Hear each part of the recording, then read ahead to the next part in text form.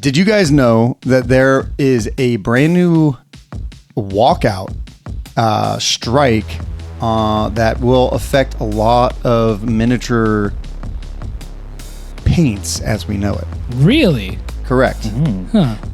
Vallejo has a walkout right now for better working conditions, better. I think there was like 5 things they're looking for. I'm gonna assume one of them is pay. Usually always is. They want a 15% increase in wages to show the profit wise. Better. I think there's like 5 different things that they're trying to get through, and all of their 76 or so employees have walked out. Wow. Yeah. So That's rough, buddy. Vallejo used to. So last November, Vallejo was bought by a brand new investment company. Thus, we have brand new Vallejo paints this year, right? They're trying to increase profits. Right. But with increasing profits, they have supposedly started to taper off other things. Right, cutting back. So, for everyone's favorite show, Hobby Highlander, Vallejo paints might get harder, depending on how long this walkout lasts, might get harder to source. But that's my cold opening. Welcome to the Squad Games Podcast. Today, we're going to be talking about our 2025 wish list for hobbies and Games Workshop materials, and we're also going to be talking about how to start. What was it? What was your question?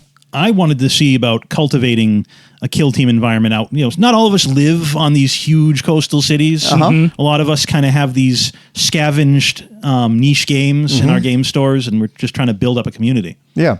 So that's what we're going to be talking about today. We're going to be talking about those 2 things. My name's Dakotah from Squad Games Podcast. This is Giacomo, and our guest today is Marty Lund. Hey, thanks for having me. Yeah, thanks for coming up. Where do you hail from, Marty? Lately in Phoenix, Arizona. Wow. Yeah. So the other valley.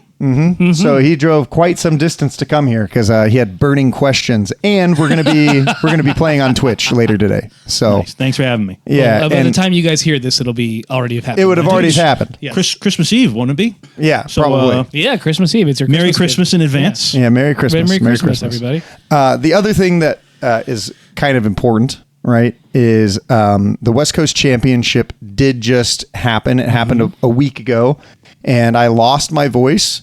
And Sheldon had to go to the ER because his urgent care because he threw out his back, and then I threw out my back, and I could not stand up. So I have medical patches on my back right now. It's been a rough day. So we missed last week. It's our first episode we've missed in nearly 2 years. Yeah. Nearly 2 years. The very first episode we've missed. Where we didn't try to make it up somewhere else. Yes. Yeah, which we apologize, everyone. That's a full week of, Not hearing your favorite people on the internet. Yeah. Right? Yeah. We're your favorite. We're probably someone's favorite. We're definitely someone's favorite. Did you know they did that Twitch recap?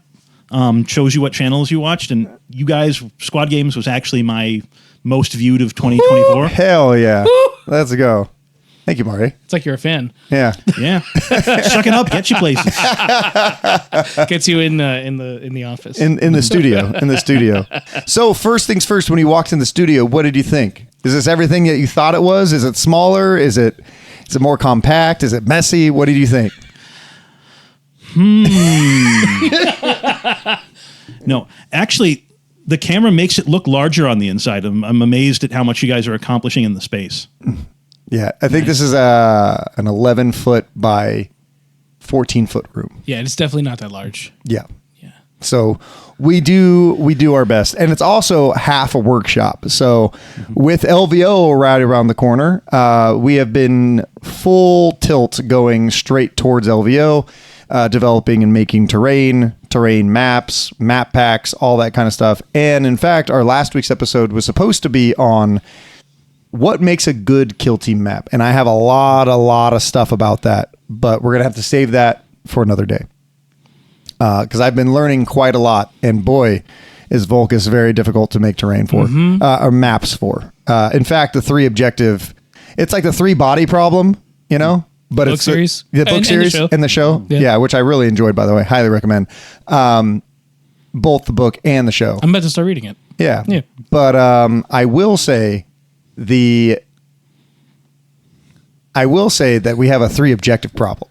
Much like the 3 body problem, just without all the extra craziness, you know. Do you feel like if it was 4 objectives, the world would be a little better?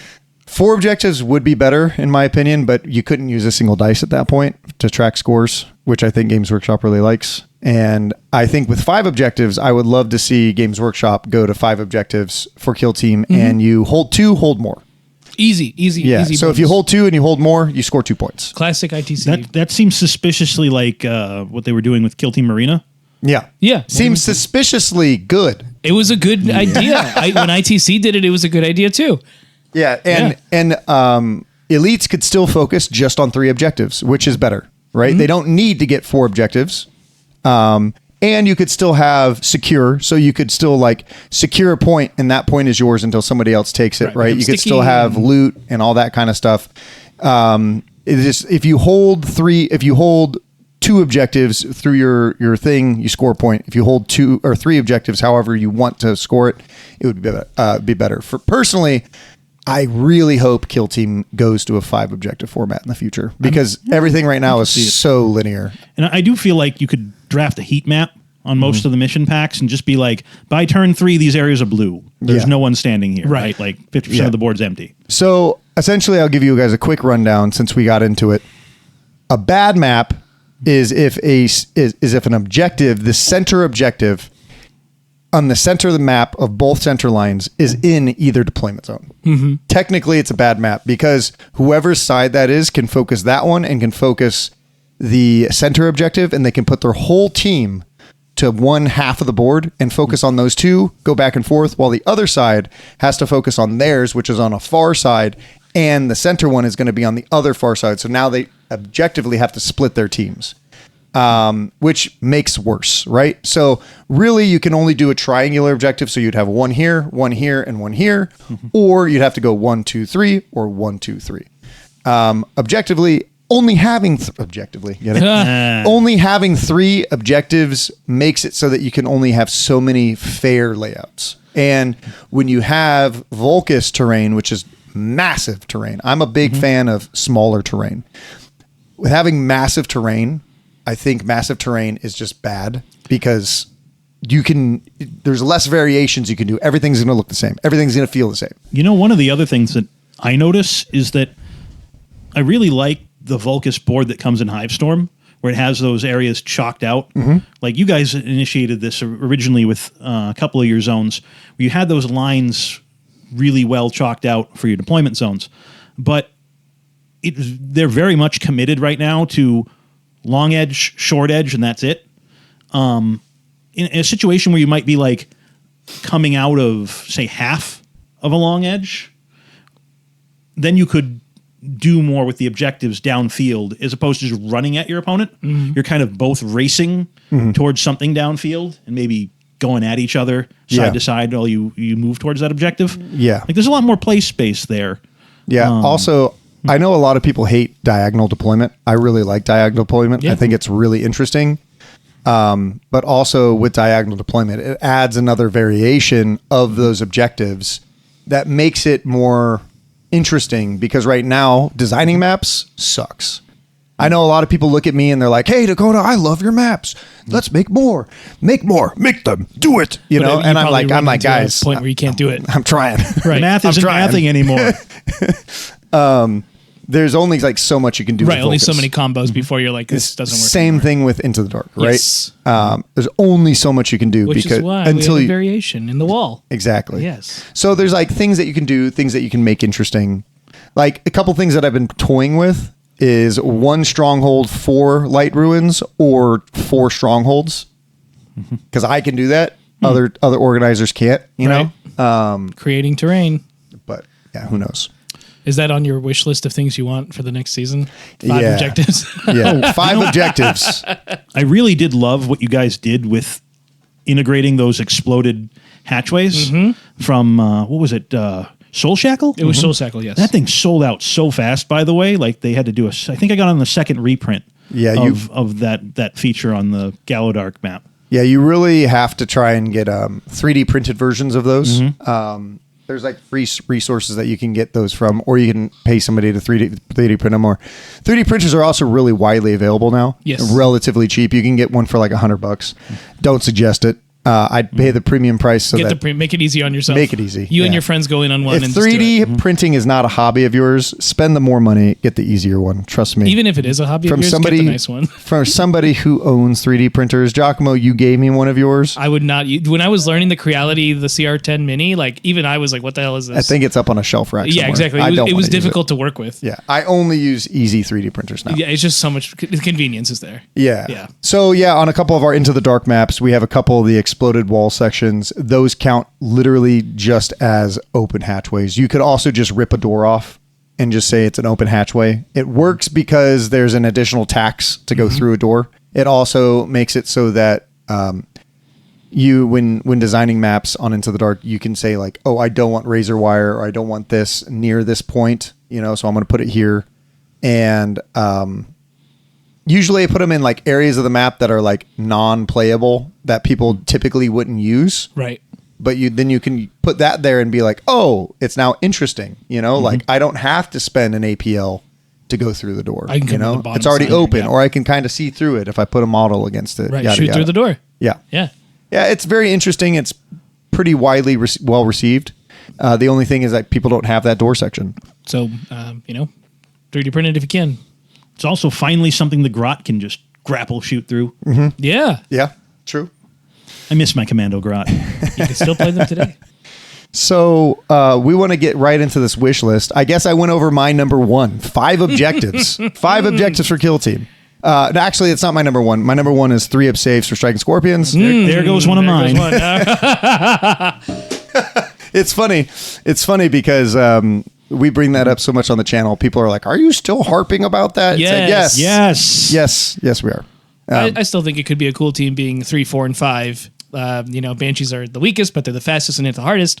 Your Guardians are 4, and then you have your tanks, which are your Scorpions. Dire Avengers. You're right, not the Guardians, Dire Avengers, because Guardians are just regular civilians. That's right. I got that wrong. I don't play Eldar. You That was how I learned to tell Eldar apart in 2nd edition in 40K. I was like, well, there's squishy Eldar, and there's slightly less squishy Eldar, and then there's dead-ard Eldar. Yeah. Dead-ard. Dead-ard. Yeah, I totally agree. I think 3-up save is fine for the team. It doesn't... If Hearthkin can have it, these guys can have it. Yeah. Yeah.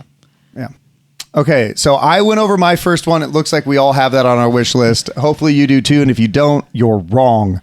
I think it's just a cool flavor for a team, right? Yeah. Like have all these different options. I think like when Ratlings came out and they gave you 2 options for very different models, that was a really cool thing. Mm-hmm. Like I'd never seen that before. I can't recall one like that. Let's hope it's tested well. Let's hope Ogryns aren't OP. We will see. I'm sure someone's going to bring it to LVO. I'm sure. They're very strong.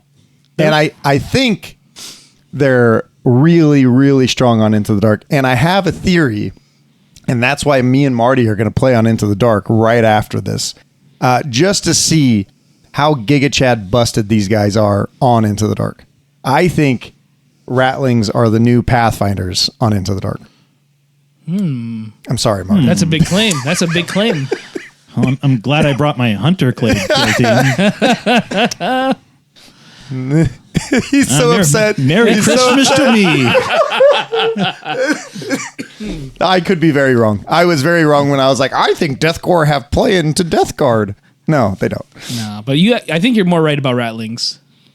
I might be. Just when we read the rules, I might be wrong. Like too. Ratlings have crazy rules for certain combos. Yeah, a really good combo. So yeah, they're good. Does anyone have a number 2? Number 2? Yeah, you want to go, Marty? Take it. I'm just getting coal for Christmas, but I'm asking for a bespoke Tyrannid kill team. Man, I like that. You're going to be left in the cold. Yeah, I'm getting some bah humbugs because I'm going to partner with you and say I want a Deathwatch kill team. So that's perfect. Can we make this a box? Nah, it'll never happen.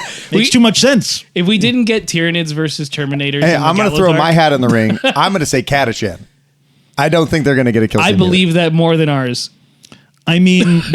Eventually, maybe even the next year. They're doing what? They were all Cadians. Mm-hmm. Now they're all about the great coats. They got the Krieg out there as a full army. Eventually they'll go back to the Guardwell. I think the minimum that we'll see Catachan is in 2 years because like Guard's having their refresh right now, and Games Workshop has a cycle. Yes. Where 11th edition is going to happen in a year and a half. Right. Right? Which is crazy that 10th edition is already halfway done. It feels like it's new. It's brand new. It feels like it. It feels like planned the update obsolescence. was amazing. I loved the update for Marines anyways. Yeah. So like typically when they release stuff, they're like, hey, Eldar, a bunch of brand new stuff came out. You're going to not see anything for a year to replenish all the Eldar's money pockets. And then in 2 years, here's the next one. And then in 2 years, here's the next one. They forgot one aspect warrior. It's really easy to predict Games Workshop because they do the same. They have the same strelling strategy every year because it works. Look at Games Workshop is now one of the most profitable businesses in all of the UK. In fact, they're more valuable than British Gas and Petroleum. Really? They are $4.6 billion valuation company now. Wow. Because they grew over 25% this year, which I think is scary for Games Workshop. I think they're like one of the companies that aim at a 10%, 15% increase every year. And this year, they were at a 25% like 3 weeks ago, and they were evaluated at $4 billion. And then they just got evaluated with this new Amazon deal at a 4.6. Oh, that's right. I don't know what the percentage is. I'm very interested to see what they're going to be evaluated as. But there's a reason why Games Workshop was like, hey, there's no more 40K boxes coming out. When they announced that in October or August, they were like, there's no more 40K boxes, just Christmas boxes, because we're already so profitable. We're going to push everything off to next year. And if they have to make profit, they can just be like, oh, here's more stuff. Right. Coming But up. I mean, Now, like, this is just a theory. You know, I don't know anything about Games Workshop. I kind of like it that way, though. Honestly, it's refreshing to see a company that kind of plans themselves like an income fund where they're just like, we're going to make like 8 to 10% every year for the next 20 years, and that's our plan. Yeah. I've seen too many franchises just been like, hey, can we get 50% in 1 year and then long tail this thing until all the executives have moved on to other companies and then the franchise is dead? Look at Sony and the Spider-Verse. Yeah, they're thinking about selling. I'm not sure if they're going to do it. That's what I've heard, yeah. I mean, the animated movie is the only thing that's doing great. That one is doing amazing. Everything else is... I saw Craven. Did you see Craven? It was better than Venom. Bro, they pulled it from theaters. Yeah, it was better than Venom, but not like by a lot. It was better than Venom? Wait, there's still movie theaters? Yeah, I go to the movies all the time. Dude, I want to see War of the Rohirrim so bad. Oh, that's not doing good either. It's not? No, I didn't get. It's in theaters probably still, but it is not getting people in. Which is odd because there seems to be a big hype around it. I guess the only one that's really doing like outperforming expectations right now is Sonic. I'm going to go see that. Who would know in this day and age a Jim Carrey movie would still be the highest grossing? Well, Jim Carrey said he was done with movies. But and he then likes the Sonic character 3 enough came out. that he's like, I'll play Eggman again. Yeah.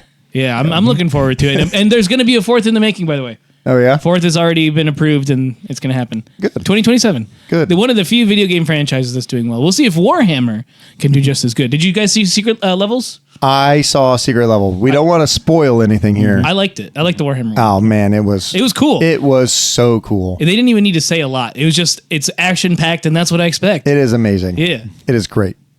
If you haven't seen it, Marty? I got like 2 minutes in, and then like one of my kids dropped something, and it was glass, and that was the end of my evening. Fair. I think we've all been there. If you're a parent, you know exactly how it is. Yeah. Yeah.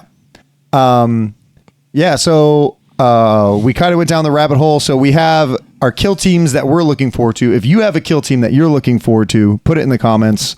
Or if you're on Discord, you're listening to on Spotify, join our Discord and put it into Discord. Yes, the link is in the description. Give us a 5-star. Give us a 1-star if you think Whatever you our wanna takes do. are bad. Which direction is the doobly-doo? The doobly-doo? Over there somewhere. Yes. Over here somewhere. Aiming down, as they say. Yeah, I'm probably not gonna edit and put it in there. No, we're definitely not. This is made quick. Yeah, it's made quick. Quick turnaround. Quick turnarounds. That's what's up. Do we have another thing that we would like to see next year? I mean, I would be in favor of switching out like secondaries and stuff. Like maybe, I don't know, either additional cards or maybe, something. It's because I feel like that way you're rotating the game and it's not as stale. Well, they are doing that. Every year we're getting a new card deck. So I'm already set. Yes, you are set. When that's going to happen, I don't know. Idea. But they told me at Nova when I did the behind the scenes thing that there will be a brand new crit ops every year. Yeah. So hopefully they learn because I don't know how long it takes them to get publishing, but I'm sure that the next crit ops has already been published or is being published now. Because Seek and Destroy has kind of some lousy ones. Seek and Destroy. I mean, all of the TAC ops are bad. Like there's nothing good. I don't know. I think Security has a few outstanding ones if you're playing Legionary. If you're playing Legionary, correct. There's some outstanding ones. But Giacomo, don't you love just planting beacons over and over and over again? I love holding what is Beacons are life. Beacons are life holding strongholds. There's a couple that I would love to see come back from Kill Team 2018. I would also love for this to happen. You guys tell me, audience, hear me out. Kill One, Kill More, I would love to see come back into the game. And Kill One, Kill More APL. Okay. I would love to see that come back because if you kill one guy, you score a point. If you kill more than your opponent in a round, then you score 2 points. APL. Okay. So if you kill a Marine, now the Marine player is like, I have to kill 2 guys. Otherwise you're going to get 2 points. Right. If I only kill one, cool. But and you can score that. Let's just say you can score that every single turning point. So you can go up to 8. Okay. Or you can only score it in turning point 2, 3, and 4. I would say every single turning point. I could see that being pretty good, but you may have to adjust it based on the size of teams. No. Kind of like what they do with kill ups. No. You don't think so? No. Because if you kill an elite, sure it's a feat, but you can. There's some teams that can do it in easy. Kill Team 2018. There was the thing: if you killed all of the Marines in one round, you've pretty much already won the game, and you're only going to score 2 on kill op. Right? If you kill 2 Marines, you have to pace yourself. It's a different kind of strategy game rather than what we see currently. In Kill Team, where it's very much just like, I have to kill every single person on your team, and I have to make Marty, who's sitting across the table, feel bad about himself and his decisions. Well, I mean, that's a default condition, but still. Yeah, I'm not disagreeing with that worse. about kill up right now. You're right. It is one of those, like, I'm going to make you feel bad because I want to score maximum. Yeah, that's something I dislike about it. I would really agree like with. the idea of rewarding just outright tabling somebody as fast as possible. Agreed. So I think Kill One, Kill More, you have to pace it. If you're trying to, obviously, if you're going to table somebody, you're going to try to win the game because that's good for you. But you are going to score less. You know, if they only have 1 Marine left and they're able to kill 1 guy on round 3 and then 1 guy on round 4, and you can't kill that last guy, he's going to get 4, right? The Marine player will get 4 points because you couldn't kill the last Marine, which is objectively still good for because when you take a low model count team, right, you're kind of saying you have to pace yourself if you want to max on kill up. Sure. But I feel like if I'm playing against more hordy teams, like anything bigger, if I know I have to kill more, I'm going to just try to kill as many as I can in a turn that are exposed. And I'm going to do it anyways. I'm still going to make you feel bad. Because if you kill 1, I need to kill at least 2. But if I'm already going to kill 2, may as well kill 4. Because you have a bunch of bodies, I'll get to do it again next turn. Agreed. But you're not really incentivized to, if they have 2 models left, right? You can just kill 1 guy and leave 1 guy alive. Like because you've already scored your point. You don't have to. Right. You could focus on maxing your tac op or God forbid actually playing the crit op. Like we just don't do that around here. But yeah. Or let's say if you get more kill op points than your opponent, you score 1 more. So you can get up to 9, and your primary has to either be your crit ops or your tac ops. So your kill op is always up to 9. You know, I mean, there's so many different ways to do it. There's so many different ways. I just want to see a change from you have to kill every single person on your opponent's team in order to win. I think it's just it feels bad, and I definitely don't like to be tabled, and I also do not like to table people. Though I do think I'll have to reconsider it if we ever. I mean, this is another segue. Segue into another item on my wish list. I'm hoping I get a balanced data slate for Christmas as opposed to a lump of coal. That's fair. Right now, I just kind of have this like meme reaction to you guys kill Space Marines. PDF over coal. You know, it's just like, oh yeah, I got to kill 2 Space Marines this round. guess I'll go die. Because that's hard. That's very hard. Unless A few of them. Most flavors of Space Marine are actually very killable, but Chaos Space Marines in this edition, just they don't die. Give me a cigarette after that fight. Yeah, that's a tough one. Yeah. I agree. It's been It's not fun. It's not fun going against them. no. Not if they're playing good on purpose. Yeah. Because you can definitely play like more fun and just do things that are way left field and still do all right. You may not win, but you know. Yeah, I feel like there's like a very two-tiered kill team experience right now. Like you can play teams at tier A against teams at tier A and have a good time. But if you take like a tier B kill team and throw it against a tier 1, tier A, whatever you want to call it, a high tier kill team, you're not going to have a good time. No. Yeah. I brought my robots because I wanted to play, like my cyborgs, I wanted to play some tier B kill team for a change. And it gets kind of stale. Like we keep seeing Legionary and Warp Coven all the time. Like, all right, and there's other teams. There's 30 something. I can always bring Death Quarantine instead. No. There's always 30 something. There's always 30 something teams. Like, let's play some of the other ones. We're playing a second game today against Charlotte. She's bringing Void Dancers. See, so that's I might more fun. I might just play Ratlings into them and get them murdered. I am here for your amusement. You can just bat me around like a cat toy. It'll be fine. Yeah, I mean, they might not be good on Into the Dark. Who knows? G, do you have another wish list item? I have quite a few. I want to see. I feel ways about stuff. Remember, these are wishes. These are probably not going to happen, right? I kind of want a redesign of Gallowdark. Like we have the pieces that we have now, but I like that format of just being there's no 3D. It's so you're essentially just hoping a the 2. next season is Gallowdark, but similar. Gallowdark 2 Electric Boogaloo. Yeah, exactly. You know, Okay. like something like give us another way to play it. I mean, I could always make one up myself, but you know, that's not as approved as when people do like, oh, it's actually from GW. dude, I want like bays, like you can have bigger rooms and you can have like, you can get up on like vantages. You can do like, I want like interspace combat. I don't want like, we're just fighting in random hallways that mean nothing. Because Into the Dark, the cool thing about it is they had all those cool little bits and bobs, and then the competitive way to play is you don't use any of them, which is like, oh, okay. You don't use a pipe, right? We're not in the surgical room. We're not in this one. We're just in control center. Abandoned hallways that have been moved out by right, exactly. And it's like that's kind of boring. raiders. Like, Well, Yeah. does anybody remember when they first demoed it, right? When they were first coming out with it, and they really emphasized, like, oh, look at these like cool pipe extrusions and all this other stuff, and a bunch of people they gave it to thought you could you could just run through the walls and stuff, and it was kind of nuts, kind of fun, but like I feel like we did kind of suck the fun out of it. Yeah, it happens. I agree. If you're not having fun with the Games Workshop ITD stuff, you should check out our map pack, which I think is objectively better. Can we put that in the doobly-doo? Yeah, we It can put is. that in the comments down below. It always So is. I have my next one. Go ahead.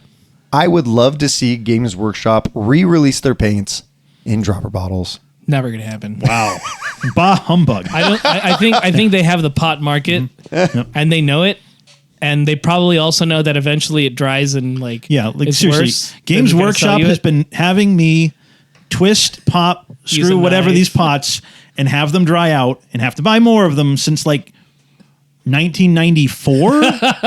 Why would they stop now?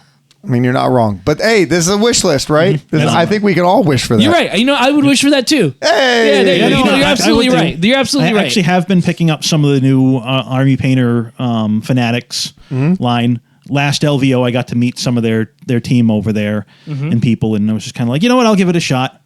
And more of a Hobby Highlander thing, but you guys are dropping some Hobby Highlander videos for the new stuff soon, aren't you? Yeah, so what we decided to do was stop Hobby Highlander and finish all the videos that we have, and then we're going to release the next 4 videos back to back. So each week there will be a brand new Hobby Highlander, and we have a new process for making Hobby Highlander.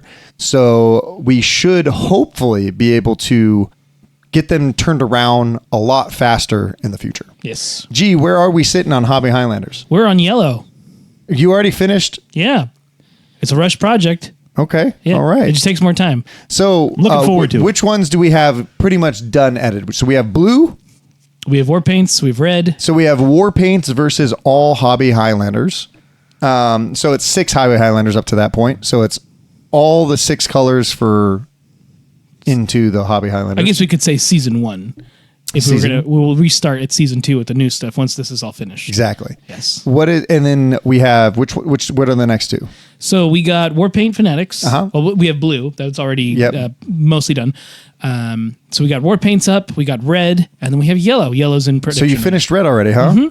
Red's a lot of fun. Red's a lot of fun. And red goes fast. Red goes fast. I talked to G like yesterday, and you were like, "Yeah, I started red, and now red's done." Yeah, I was working on it because when I started red, I was also working on red, so it was like already there. The nice thing is when we started redoing around the turn of blue, we kind of figured out how to line things up, so everything was a lot faster to put together, and then just matter of chopping and finding parts we like. Yeah, season 2 is going to be a lot different too because we also have a brand new macro camera.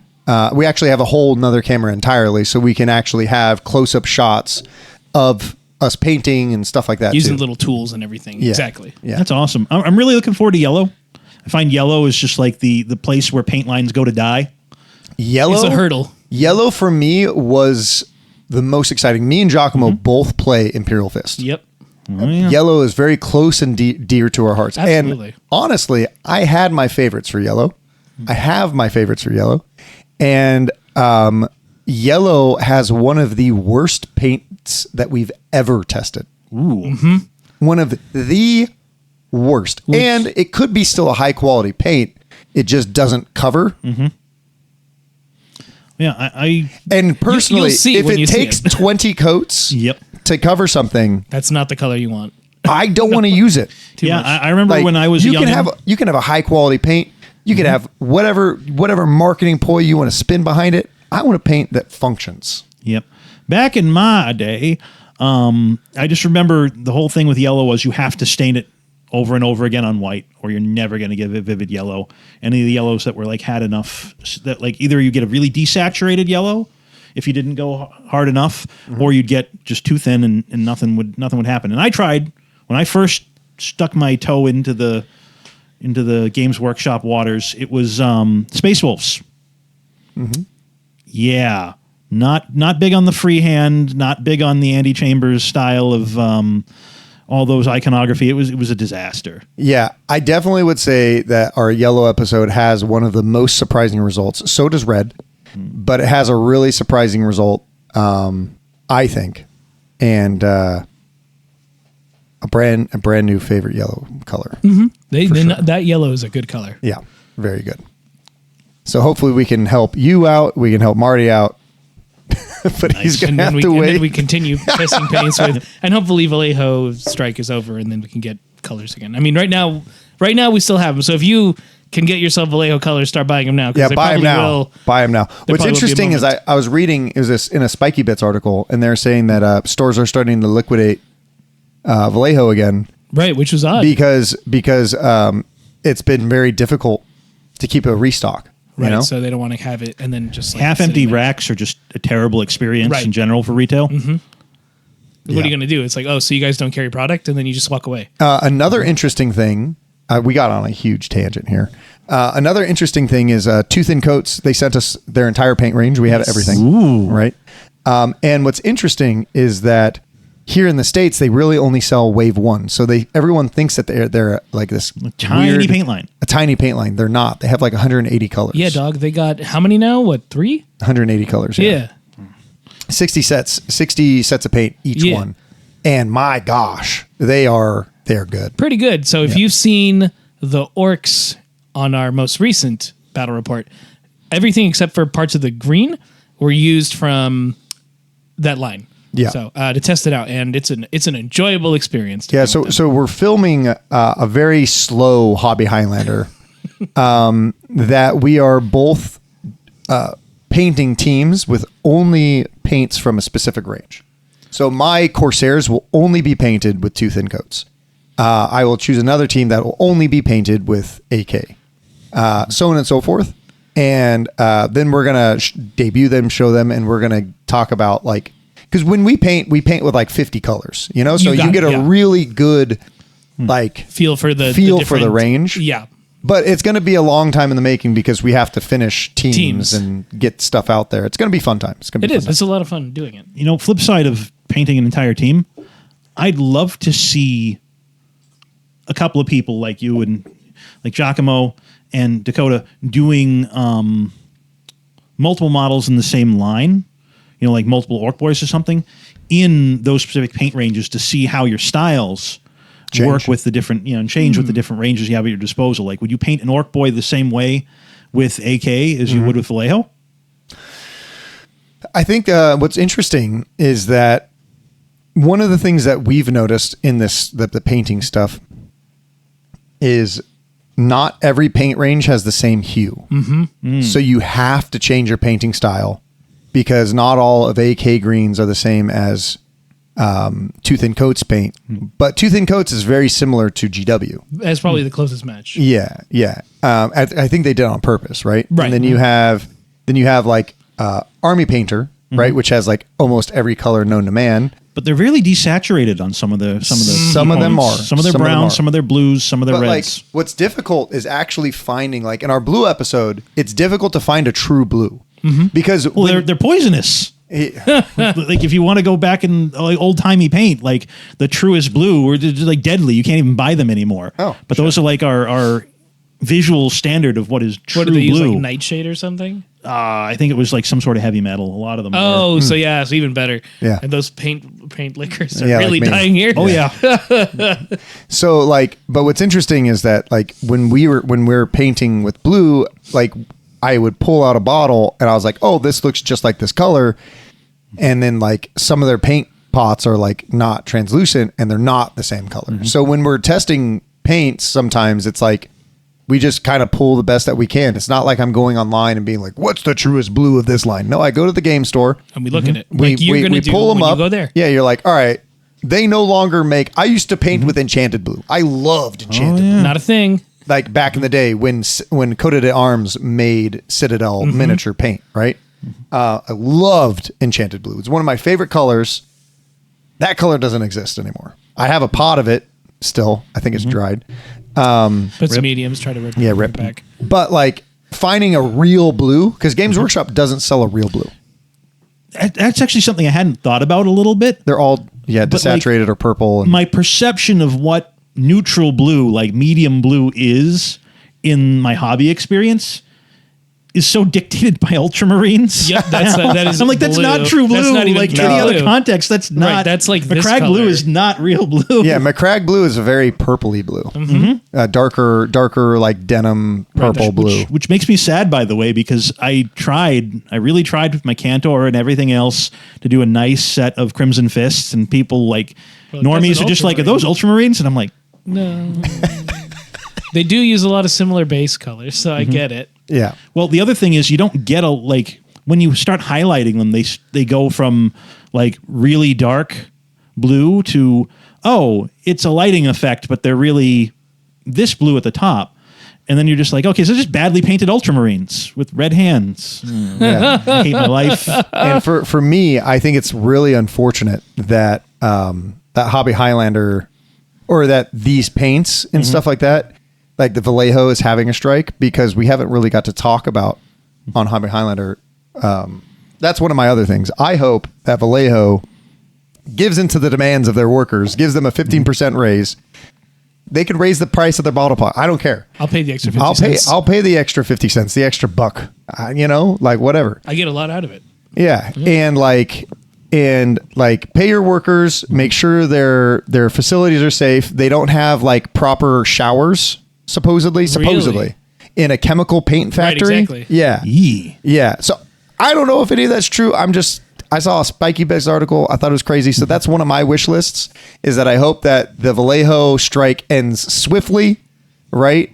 And the people get paid what they want because I would love to see more Vallejo and I want to see it still on store shelves. So the shorter it lasts, the better in my opinion. That makes sense. Yeah. Huh. Nice. Yeah.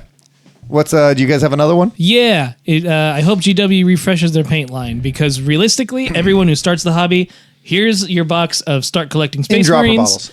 Okay, we'll throw that in there because we already comboed it. Right, here's your start collecting Space Marine box. What does my son need to play? with this? Oh, he should get paints. Well, you're in the store. Here's GW paints. They say it on the back of the box to get. Right? Perfect. Can we get a better one? Because those paints, like we've already kind of bitched about.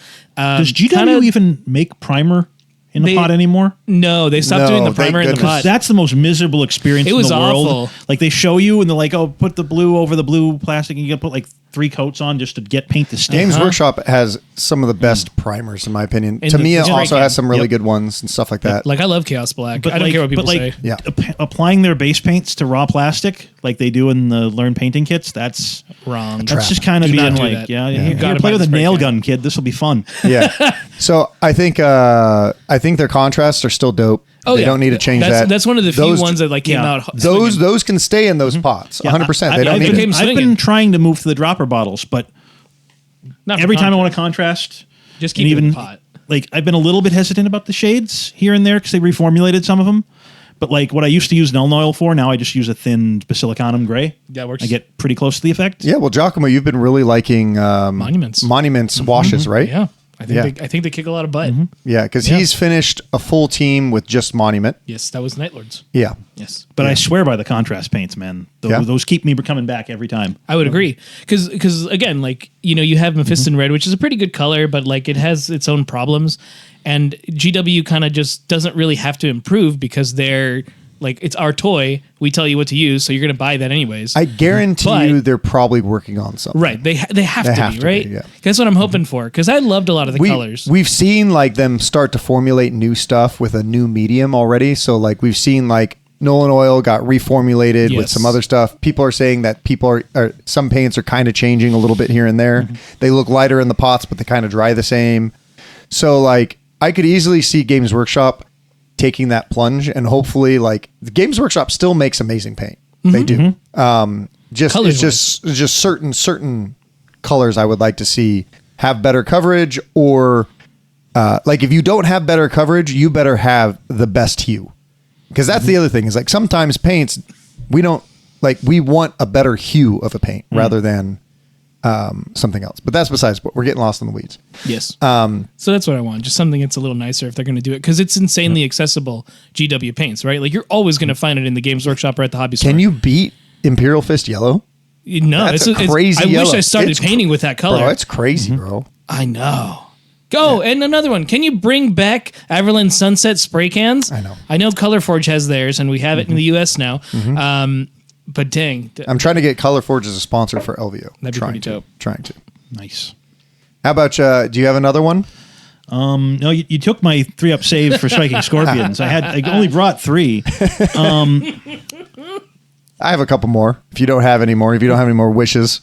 I mean, I kind of got something that I wanted this year for Christmas, except it's actually, this is what I want. By the time Christmas rolls around, could the starter set actually be in stock anywhere in retail? I know like where they there's finally some. gave us a perfect Space Marine on Space Marine, 14 model, easy to build. Pick this up and play it with your friend. Beat up your little brother with it. Set, and nobody can buy it for the holidays. Where's it at, G? If you are in the Southern California area, if you could go to Nightwear Games in L.A., it's not in the heart of LA, but like near LA. It's in Hollywood area. It's in the North Hollywood area, yes.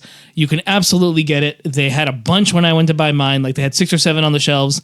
And my buddy yesterday went to the store and he was able to get Brutal and Cunning because as he was walking in, they were pulling it out of the boxes. They didn't do pre-orders. They just have them. Nice. And they have so much old GW stuff, it'll make your head spin. You could still buy the Land Raider Crusaders there, guys. Wow. Yeah. Let's which is sold out everywhere. Yeah. So Nightwears.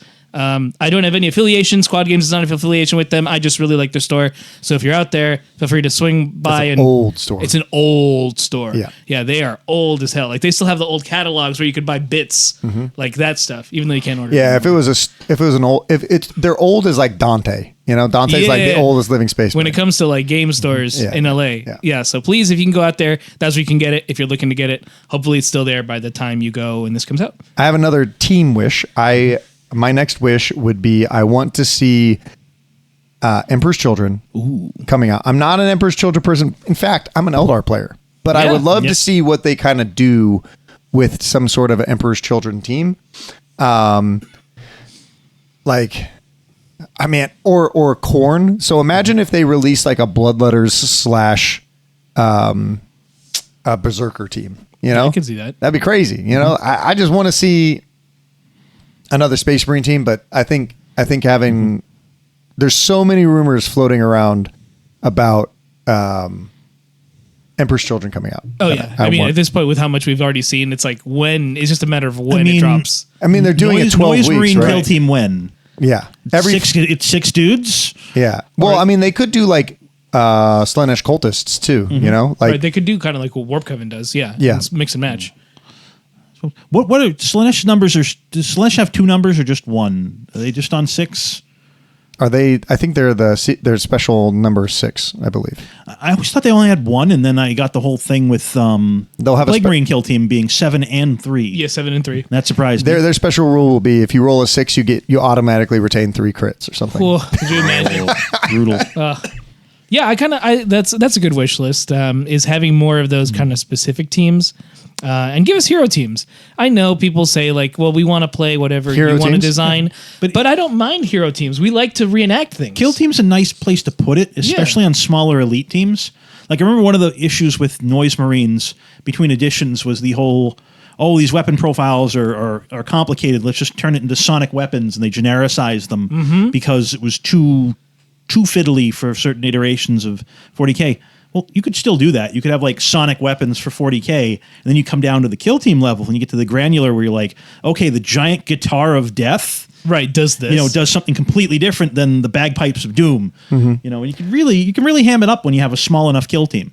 I would love to see like Kill Team Elites come back, where they just have like a book that comes out and it has like 3 models that you can add to each kill team. I feel like that is going to Commanders. exist. Yeah. So check this out. Or like the Space Marine, like I would love to see them come out with like a Titus model, or hear me out, Like a Titus team. Henry Cavill. He's coming Henry out. Cavill, man team, whatever his show is. So like maybe he's Eisenhorn. And then they pulled his model, and then like they make a plastic Eisenhorn with Henry Cavill's. Him as the sculpt. Bro, I would buy so many of those for no reason. I would just be like, oh, I'm gonna have Henry Cavill here. I'm gonna have Henry here. I'm gonna have a team of Henrys. This edition doesn't have rules for last chancers or Gaunt's ghosts. They're gone. Or you could do Eisenhorn. You could do his whole retinue. What's his that'd name? be a cool Could team. finally You could do play a Ravener. You could do a Beckwin team. You could Beckwin do team. what's the chair guy? Revenant. Revenant. Yeah. Revenor, yeah. Revenant. Is it? It's on a book somewhere. Revenor. I've listened to those books Gideon so many Revenor, times. I think? Yeah, Gideon. Yeah. You could have a Gideon team.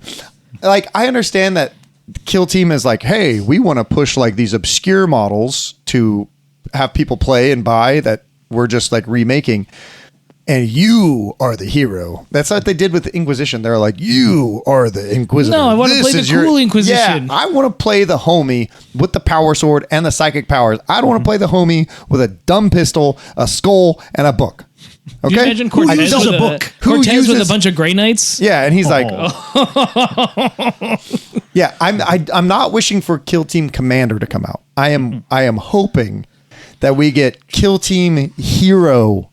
Like we want more hero teams, like more Higher Tech Circle proved that you can do it, right? Right. Like on paper before then, you'd be like, how the heck would you ever put a Higher Tech, like a Chronomancer or whatever, into Kill Team, right? It just wouldn't fit. They were like, watch me. Yeah. And they And did it. Yeah. Because, the whole point is like it's the hero's retinue, and that's what he's bringing. So why can't we do that with other teams? Why can't Eldar be a thing and do that? Yeah. You could take one of the Aspect Warriors as a guy, and they come with their aspects.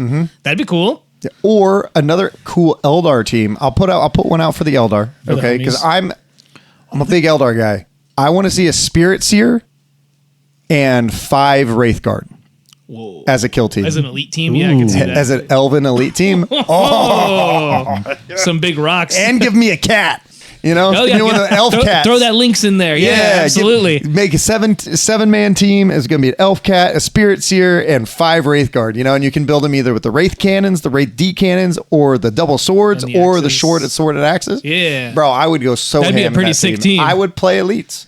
again. I think the problem is always going to be scaling to 14 guardsmen, though. Like, how do you throw 14 guardsmen at four? I murder them. Murder them all. 14 wounds. That's what the rocks will have. Like we've escalated from 6 Space Marines. How do you handle them to 6 Wraith Guard? Yeah. I mean, I think you could do it. I think 5 Wraith Guards. Besides, they're only going to sell them in 3s. You know how GW correct. is. Yeah. I think they sell them in 5s right now. I know, but it's got to be 3 the next time when they release them. We used to be a civilized people that bought Space Marines in 5s. Yeah. Then they just Interesting thing though. Kill Team has broken the mold. I don't know if a lot of people have seen this. Mm-hmm. Kill Team has not been doing. So Kill Team used to do box set is a revamp of a troop and a brand new team. Well, we just had Hivestorm, 2 brand new teams, and then we had Brutal Cunning, 2 new teams. So does that mean every single box set from here on out is going to be 2 brand new teams, no more refreshes? I don't think so. Well, weren't the Orcs a refresh or no? No, that was the first time they had these new ones? They're an upgrade. They used to be a new team and an upgrade sprint. Oh, okay, yeah. These are these are brand new teams. New teams. You're Is it a absolutely refresh of a unit? Yes. Yes. But it's a whole. You're right. It's a whole new sprue. So the whole future of Kill Team could get funky. You know? I mean, that could be the way. The flip side of that is demand, right? Like every time you do a new release of something that's already in 40K, without just an upgrade sprue, the 40K players go around and just it disappears real fast on release. Yeah. I mean, unless they're terrible. True. Which you don't want. You know, you want to sell them, but it would be nice if the Kill Team players got to them occasionally. Yeah. Yeah. I mean, they're trying with the orange boxes, but that's just a signal of, hey, new unit for your 40K army. Yeah. Yeah, like Titus. Titus is like, isn't he insane? If you still can get the Space Marine board game, get that because you get a better deal versus when they release Titus, it's probably going to cost $45, where the board game you can get for $40, sometimes on sale at Target. By the way, and yes, he is insane. He has 8 attacks on the charge with his close combat weapon. You throw him in some assault intercessors. At least this isn't 8th edition or 9th edition when my Drukhari leader could charge in, get 14 attacks, and then do like 2 mortal wounds, and then I could get like 28 mortal wounds because I just keep attacking. No, you can't. But Marines now with their Oath of Moment, when they target it, not only do they reroll hits, they also get +1 to wound whatever their oath is if they're vanilla Marines. So like I'm wounding knights on average on a 4+ with weapons. So it is nuts now. What is Titus wounding at? Well, he has a strength 4 chainsword, right? So whatever. He's probably wounding like heavy tanks on 5s. Now you're suddenly wounding him on 4s. With 8 attacks is insane. Like, and rerolls. It is insane. Doesn't he do 2 damage too? Yeah, it is insane what he can do. So will he do 3 damage when Space Marine 3 comes out? Why not? Yeah, of course. Of course. Or will he be in new armor? Will he ever be promoted back from lieutenant again? I don't know. I guess we'll have to see. But the taint of chaos is always on someone. All my homies hate Leandros. So, do you guys have any other wishes? Besides keep begging for teams, I think I'm pretty wished out here for GW stuff. Okay. Yeah. How about you, Marty? I think that's I'm just hoping to get out to more events, hoping to build the local community up and have some more of those. Love to have you guys come out to our valley at some point and host a big old hootenanny. At the AZ. Yeah, been talking to a few other event companies, and if things work out, we might be able to. I think we're doing one in the Bay Area next year. We might be doing. I haven't talked to Giacomo about this. I'm going to right now. Ooh. There's a lovers event. It's like a duo event in Vegas in February. And the TOs have been desperately trying to get us to go out, you and me specifically, to go out and be on a team, go play at their event. So I have already said yes. So I can do that. Yeah. You just got to let me know when. Make space. I was like, I told them, my guys, it cannot be on the, Valentine's Day, and it cannot be on my son's birthday or that weekend. Right. And they're like, we'll make it work. And I was like, if you're going to make it work, we'll make it work. I got 4 kids. Guess how many are born in February? All 4. Almost. Three of them. Three of them are jam-a-lammed right in the middle of I don't want to do the math. 1 week. 1 week in February. All of the other one wants to be a black sheep. Like, I'm going to be born a different month. Yep. No, and then it's just like February is just a train wreck. Like my mom's birthday is in February. Like So is mine. yeah, everything's in like this one, but it's not like all around February. Everything happens this is 1 week in February, and I just disappear. I'm just dad, son. Everything's just His that wallet's week. gone. Yep. Yeah, no, there's no wallet. Yeah, so And then, I have the similar thing with November. Like, all of my homies' birthdays are in November. A lot of homies. My dad, mine, Yep, you're just off the tail of it. Thanksgiving, Worlds, World Championship of Warhammer. WCW. All sorts of stuff, you know?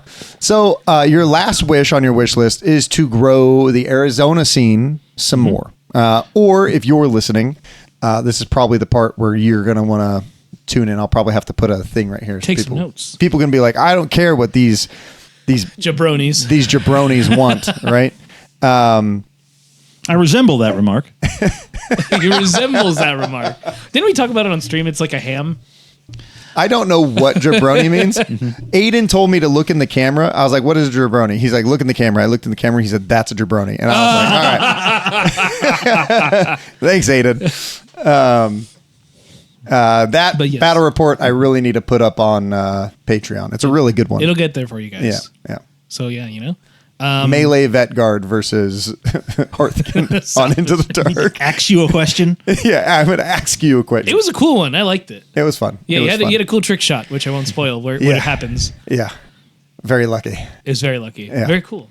So, what are your specific questions? Because we have, obviously, we've grown Southern California a lot. So we can kind of answer a lot of questions, kind of give you our insights and our best kind of guidance. And anyone who's listening, also something very, very similar. Well, let's start from square zero, right? We have stores. They sell Kill Team. Yes. Product disappears from the shelves. Occasionally, somebody shows up on a random day, and you'll see two people playing. And you'll never see them again. Yeah. But they still buy product.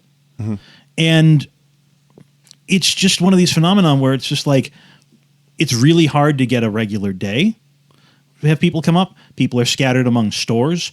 I've never seen an event around Phoenix, let's say proper, pull in more than maybe 10 people tops. And that was a GW store when they were doing a league of some sort there. And then it rolled off their calendar and they never did Kill Team again, right?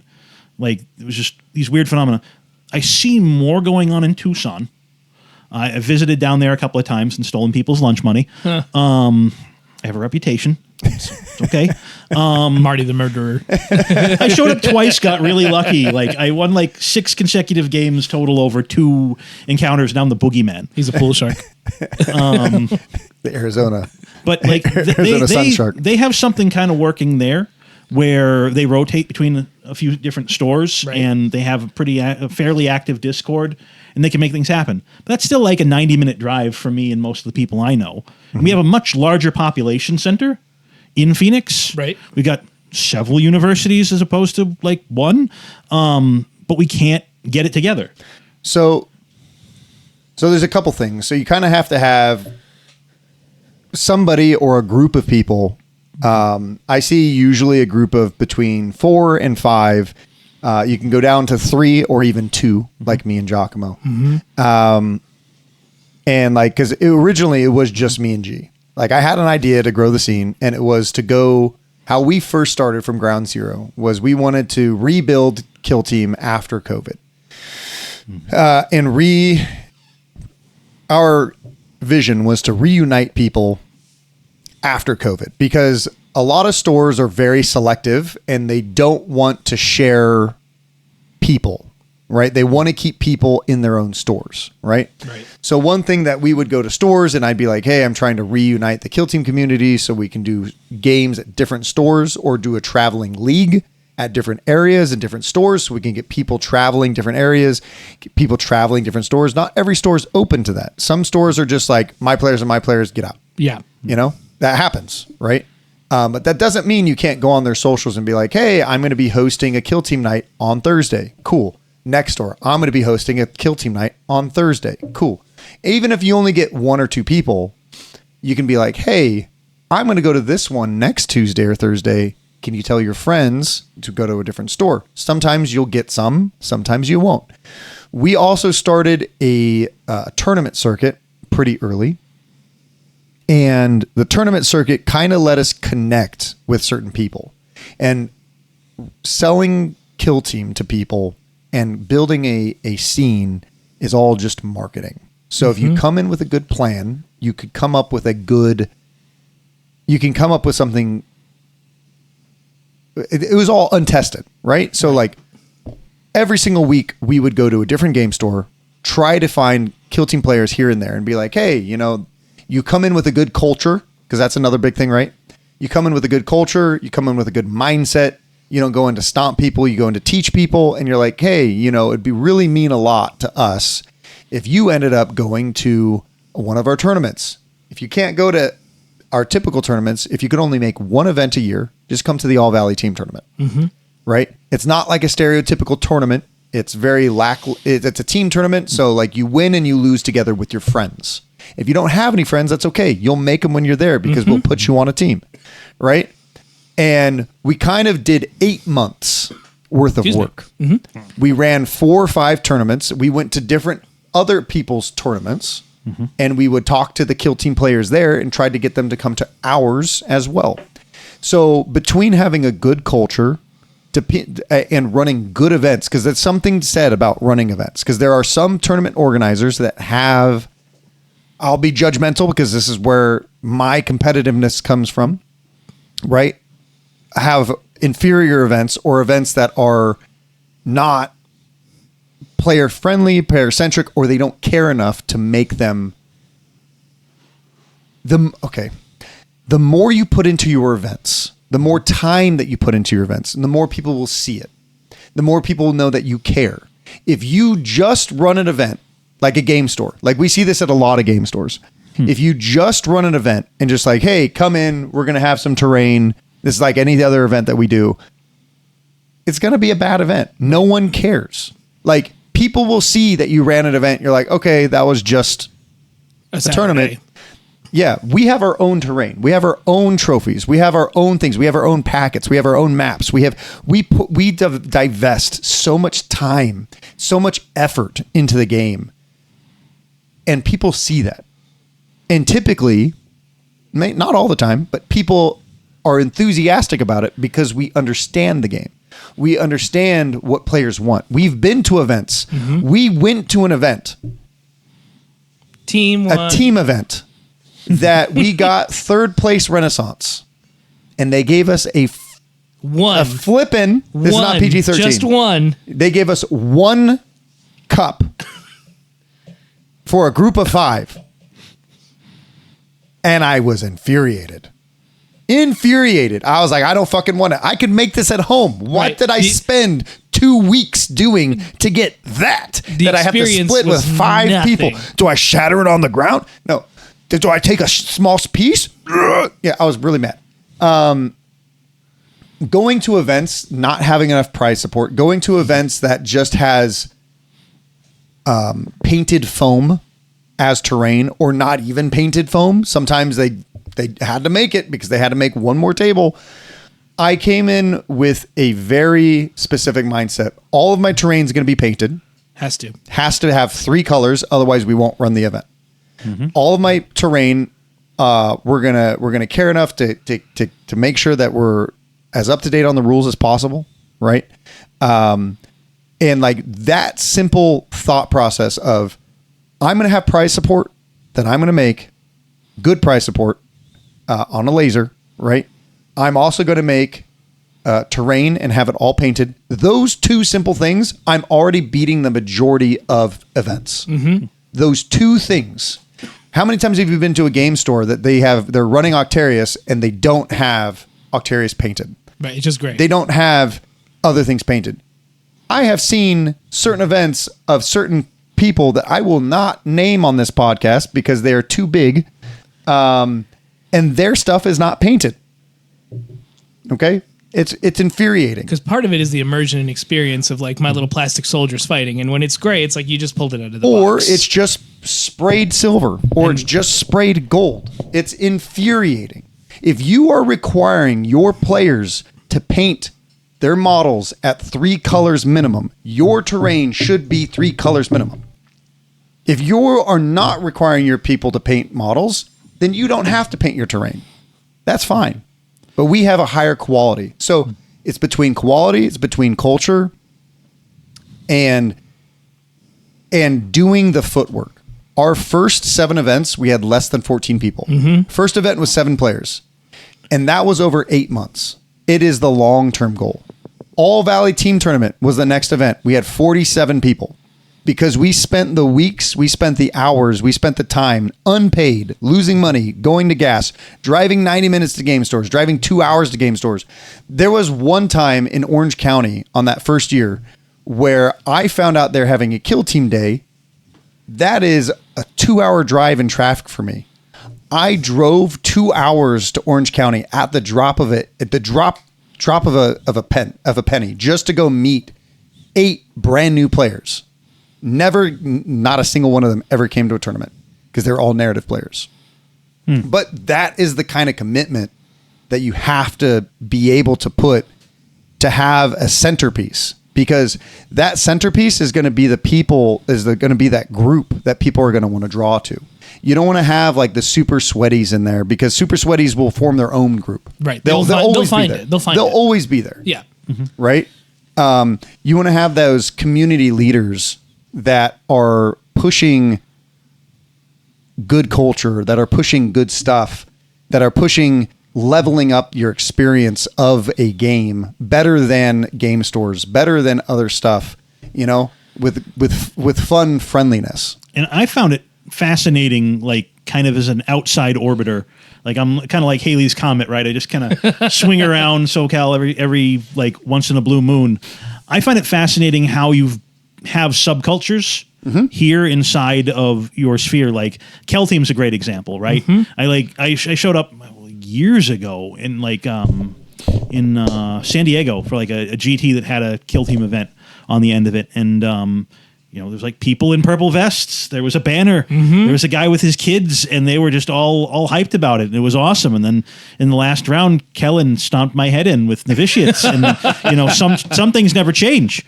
But that just kind of drew my attention. Like seeing those things, they become, to some extent, I come out here again and again now for the people, like for those experiences, and it's great to see how that all builds up, and I'm hoping to see it become more of the standard as we go, because it's just like, it's one thing to have people that play like Sadhammer, or play in their in their own little on thing. TTS or in the garage. Some players don't have a choice. Some players are like in Sketachua, right? Wherever that is.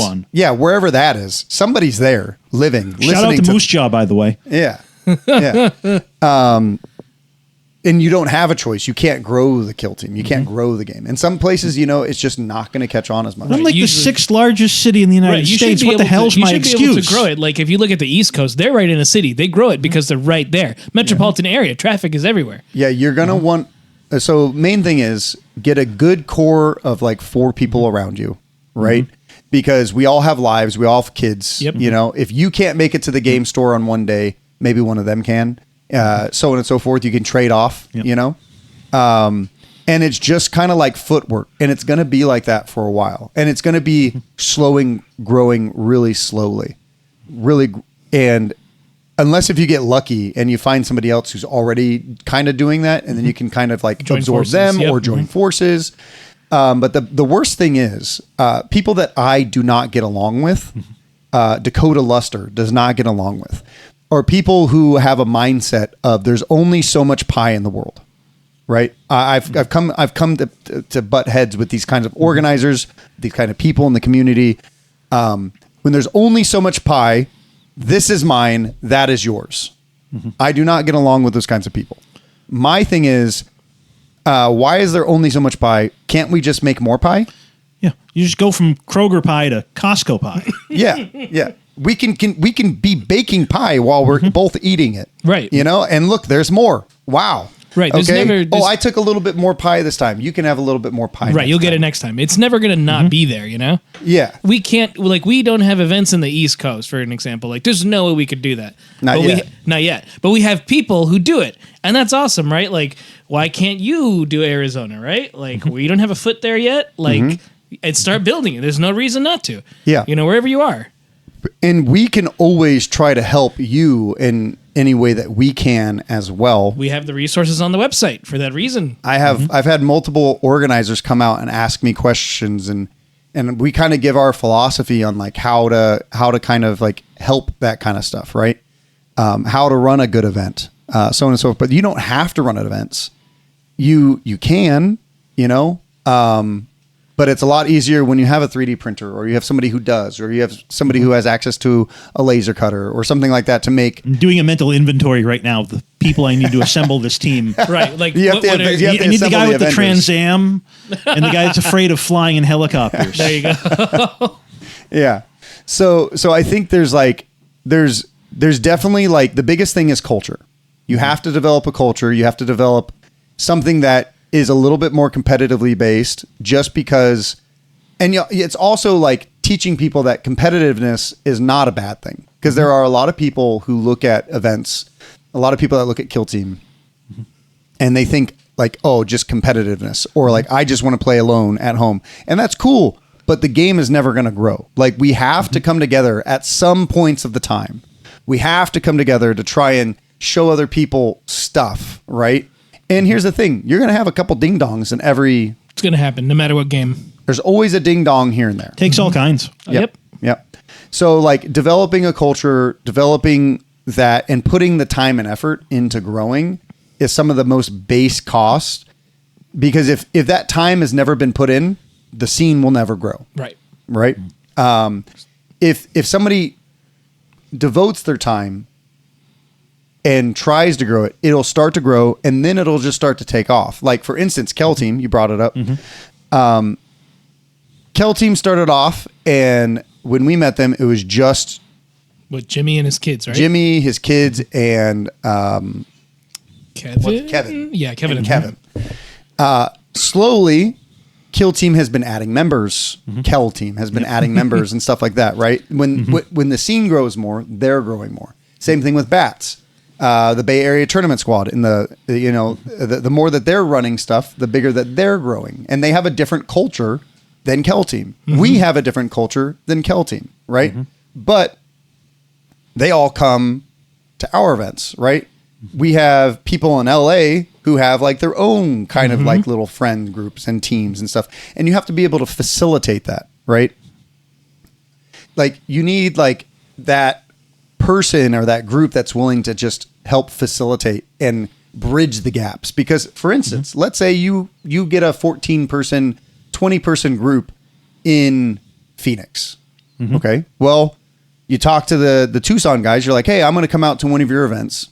Have you guys come out to one of our events. You know, it's mutual at that point, you know, and then you're both, so you have like 10 of your 20 guys go out there, 10 of their 14, 20 guys go to yours, you know, and you just keep going back and forth. And then people come up and they're like, oh, there's a 30-person tournament. What is this game? Right. What are all these people having fun doing?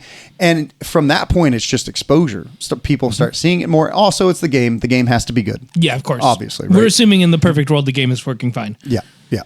Because if the game is bad and dies, then that's on the game. We can't really control that. Yeah. Fair enough. Yeah. So... And they'll break off on their own too. So like Tucson and Arizona meeting, like they'll make some friends and go like, hey, on the weekend we're going to meet to play, which will just get more people to start coming in and build stuff. And that'd be great. I just need to. I think that getting that core kind of social circle of people that are generously developing and recruiting is going to be important, because that's the hub, and then all the spokes kind of rotate around it. Otherwise, without the hub, people just kind of start playing in basements and drifting off, and then. Like maybe they show up to the store when a product launches again. Exactly. That should probably be something else I haven't really considered, because Saturdays are usually launch day for a lot of things, and my Saturdays have been really full. I got to find somebody that can be out there on the Saturdays and just have teaching when games. People are grabbing product, right? Because that's everybody shows up on release day. Really do. What's a day you usually play during the week when you're free? You and a friend are free. Like right now, our kind of regular night is Monday. Okay. So if you stay consistent and go on Mondays, I guarantee you there's folks who have the whole week free, but they don't know about it, or they go every blue moon with their friend. But if they start seeing like, hey, there's these guys consistently going on Monday at this game store, well, I'm going to show up now. Yeah, I try to make it a habit of going every Monday. Yes, it's important to have a habit. I bring my hobby stuff with me too, in case there's an odd man out situation. Right. Where I'm like, I will play the odd man, or I will be the odd man and I will paint something. Because Exactly. goodness knows my pile of shame is not getting But any smaller. if you only ever go to one store, you will get dramatically less return because you've already tapped that store, right? You found those people. Those people are there already. And you hope that they're going to pull it. But in order to grow, you have to go out of your bubble and go to different stores. You have to make friends with different game store owners, and you can be like, hey, I'm really trying to develop the Kill Team community in Phoenix. Is there a way that you could help me?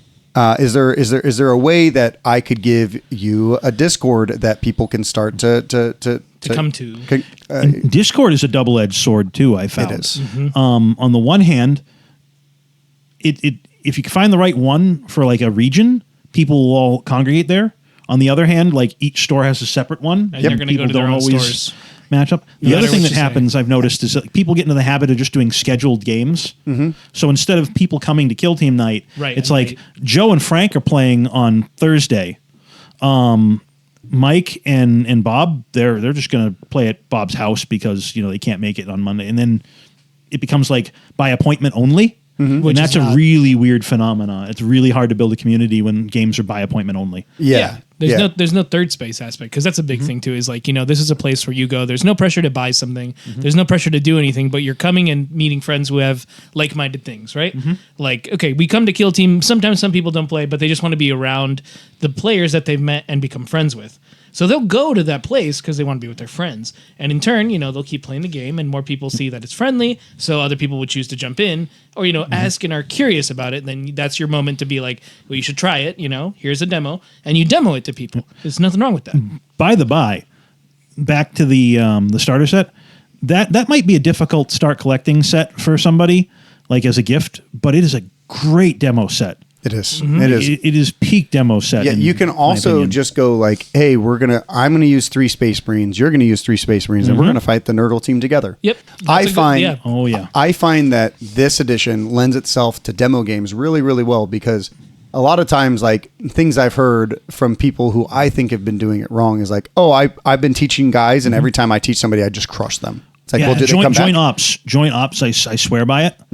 It's not like most of my friends who wouldn't come out normally because they're like, well, it's more competitive and I don't like that. You bring in joint ops and they're like, I'll play with you. Now it's a co-op game. We had it's one not of those, a problem. When we had one of those odd man out situations with a new player, and I was like, I will play you guys play, like experienced player, new player. You guys take your stuff and sit over there, and I will DM the game. I'll be the the bad NPOs. guys. Yeah, exactly. I'll be the bad guys. And it was just fun because I knew, like, statistically 90 wounds worth of guys was not going to actually win this, but they, because they were kind of like, oh yeah, it'll probably be over in turn 1 and turn 2. Like turn 4, and like there's 4 dead Space Marines by the time all my guys are dead, and I'm like, that's perfect. That's where we want to be. Them.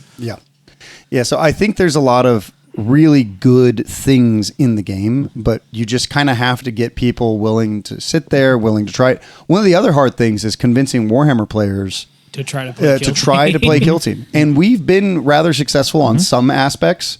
But usually I find that those people have to be willing to have that in the first place, because they aren't having fun at the game or this or that. Yeah. So sometimes those will just come out of the blue, You know what the other thing is, and this is a problem I have sometimes playing at the local Warhammer or Games Workshop stores with Kill Team, is that you also have this whole, I'm going to put my foot into Kill Team, followed by I'm immediately going to be vacuumed up by Big Hammer. Right, because they want and then they're gone, right? Like, they're just like, oh, I could play with one group of Pathfinders, or I could run people over with Devilfish, and now they're treadheads and they're gone.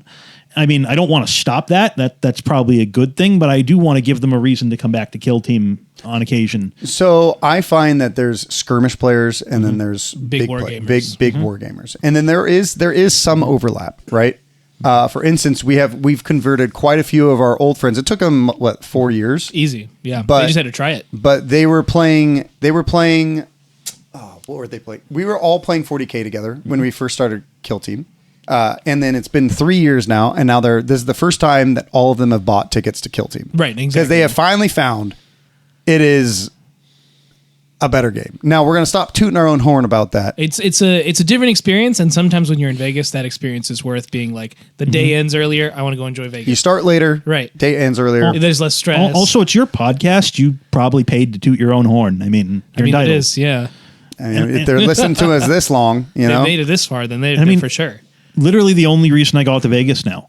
Like Yeah. when I was younger and had significantly less kids, my wife and I might go out there for actually a vacation or something. Now it's like LVO. That's it. It's the only reason I go up. Which we appreciate you coming out. Mm-hmm. Sometimes we'll go for other events, or I'll go to like eat. For I went once for AWS reInvent. Yeah. For work, but work paid for that. There you go. So There you go. Yeah, I think also traveling is really important. So like, or getting to know other organizers. I know a lot of organizers Tons. now, tons and tons and tons. Some of them stay in contact, some of them fall off. But it's good to keep an eye on other events and that kind of stuff too when you're trying to start a scene. Be like, oh, what's been working for you?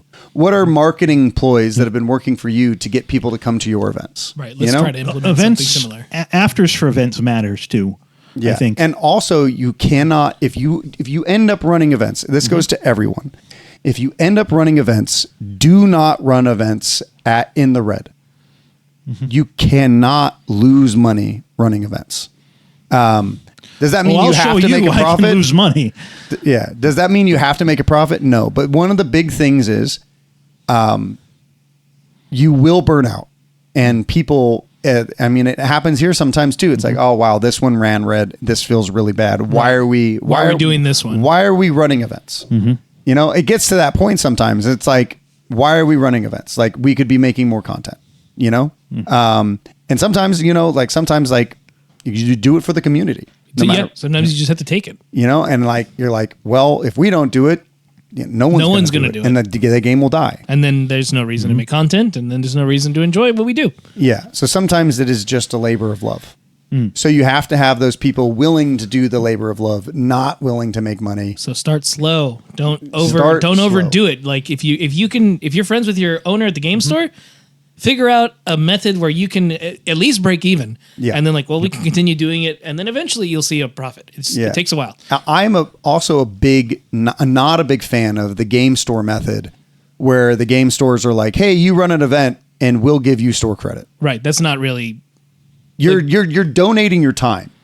100%. You are donating your time. You're donating your resources for free Warhammer that they're paying half price for. Right. You deserve to be paid. You deserve something. Deserve something. You've earned it. You should not ever walk away with just plastic. Sure, if your budget is tight enough that you're working for free plastic, you probably need $20, $30, $40. You should get your lunch for free. There has to be something. There has to be something. Like, you can't just be all on the store making a profit. Right. That's something. It has to work both ways. If you're going to be a third party tournament organizer, you will burn out if people are taking advantage of you. Right? Like, we experience that when we work with other events. When we work with other events, they're like, hey, we're going to do a profit share method. Oh, guess what? You earn nothing. Yeah, always take the points on the gross, never on the net. Yes. Yeah. So there are certain things that you have to do, because then you're like, okay, well, I'm just never going to work with you again. And they're like, oh, it doesn't matter because we already made our money. We made it once and they don't want it again. And then cool. Then the scene dies because now no one's there. Exactly. So you want to make sure that it's sustainable for you. It doesn't have to be a lot of money. If you put $20 in to your laser cut things, or $20 into filament for the things that you printed, right? Or $20 to some Etsy guy who made it for you. Made it for you. You make sure you get that money back. It's just that simple. I see a lot of people that are just like, okay, well, they just get store credit and I earn a little bit of store credit too. That works for people, but guess what? It's not going to work for every game store. It's not going to work all over the place. You're going to get locked into a singular game store. That's how they trap you. So it's very much like you don't want to get beholden to people in stores, because game stores, guess what average game store lifespan is? Like maybe 2 years. 5 years? Less than 2 years. Yeah. Yikes. So if there's a game store that's been out there for less than 2 years, sometimes they're going to be cutting cost on bathrooms, keeping up quality, renovating, stuff like that to stay up. Sometimes they're going to be doing it. Sometimes they're super successful. Awesome. Yeah. Right. But a lot of times, if you become beholden to a brand new game store, they just opened, something like that, their profits aren't where they're supposed to be. Whenever you open a game store, you have to have enough revenue to run at a loss for 2 years. Easy. You take it on at the minimum. Yeah. Right. And then you can only and most people can't do that. So their dreams of opening a game store just die. And they have to sell, they have to get rid of it. And that's the thing. It's a dream. They didn't actually put the time to think about like, well, how long do I need to make this work? And as soon as I hit the ground running, how can I start running events that just make me money and get people in the door more often? So then they use community people, and then they pay them below subpar, below cost, because they're paying them be like, oh yeah, you could get this like $40 thing. It only cost us $15. You know, and you spent 8 hours here. How is that fair? Right. It's we not. made all this money. And then we're just going to, like an example, if this were to happen to us, we would just walk away. Yeah. Like, we're not going to come back there. You made your money once, but now it's over for you. You don't have us consistently bringing people in who will then go like, oh, we went to that game store for the tournament. Let's go again on Tuesday to build, play and go and buy stuff. To build a healthy community, you have to have healthy boundaries. You have to have healthy store owners, and you have to have healthy stores. And you can help build healthy stores. Just make sure that, their bottom end, because maybe they're struggling. So they have to do something like that. Right. And they have to like be like, oh, well, we can't afford a lot because, this is the only way that it'll make sense for us. That store might not be there for very long. Right. You want to develop good habits, because when a game store goes away, all of a sudden, all those people don't have a place to go. And they'd leave. But there's a community that you can build that can go anywhere else. If that game store dies and you designate your community to a game store, and that game store dies, that community is dead. Right? We have to build. If there's not a third party space, then that community can't just continue going around. Right? And one of the things that rings a bell for me, way back when I was try hard, a young man, and Magic the Gathering days. Hell yeah. Remember the big events that we started putting together in Boston, they were always, like, even if they were anchored by a store, I think Rob Doherty from Your Move Games was the guy that really anchored the games in Boston. The big events were always at a third-party venue. I think we had the Brighton Knights of Columbus Hall rented out for like every month for PTQs for years and years. And it was just a place everybody knew to go as a third party. And I wonder if it's worth laying groundwork with something like the local college to be able to, because that's the other thing. Stores have to balance their retail space and their regular events and their Saturday schedules and everything else with your little kill team event that doesn't really make them a bunch of money, right? And maybe having another place to fall back as a plan of being able to go someplace third party when things grow is necessary in that regard.